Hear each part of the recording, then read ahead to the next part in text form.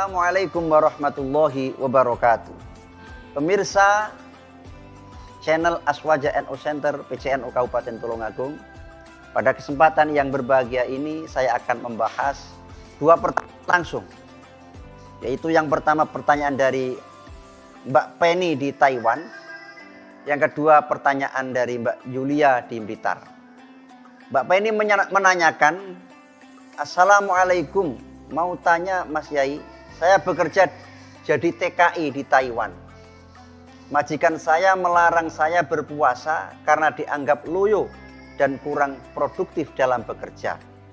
Apakah dosa saya meninggalkan puasa?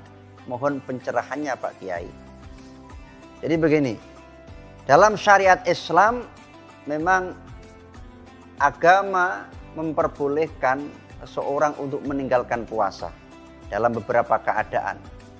Itu seperti dalam keadaan sakit, keadaan dalam ketika bepergian, ketika dipaksa, ketika lanjut usia, ketika lapar atau haus yang sangat. Nah, pada kasus Mbak Penny ini ketika dipaksa dan Mbak Penny tidak bisa menolak. Ini dan Mbak Penny tidak ada pekerjaan yang lain kecuali pekerjaan itu, sehingga kalau tidak bekerja ini tidak bisa makan, maka bagi Mbak Penny ini diperbolehkan untuk berbuka puasa. Namun ketika pemaksaan ini hanya sekedar tidak sampai menjadikan Mbak Penny ini dalam kondisi diambang kematian, ya, atau tidak dalam masyakot yang berat, maka tidak boleh. Kalau hanya ditakut-takuti, kalau hanya nanti dipotong gaji, tidak boleh, tetap wajib puasa.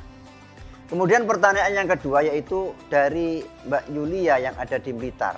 Dia menanyakan, seorang yang sedang hamil atau menyusui apakah boleh mengganti puasa dengan membayar denda? Orang yang sedang hamil atau orang yang sedang menyusui ini termasuk orang yang diberi kemurahan oleh syariat untuk meninggalkan puasa. Dengan catatan dia harus menggantinya di hari-hari yang lain ketika dia sudah mampu. Orang yang hamil atau orang yang menyusui itu berbuka puasa kemungkinannya ada dua. Satu, dia berbuka puasa karena memang faktor kesehatan dirinya sendiri. Dia tidak mampu untuk berpuasa. Faktor dirinya sendiri.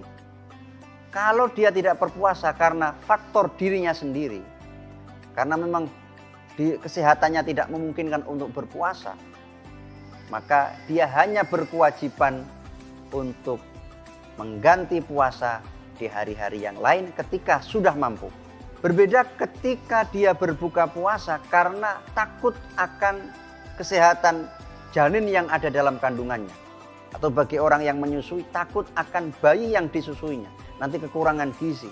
Maka kalau faktor yang menyebabkan dia berbuka puasa adalah faktor orang lain, bayi yang dikandung, bayi yang disusui, maka dia di samping wajib mengganti puasa di hari-hari yang lain, dia juga wajib membayar fidyah.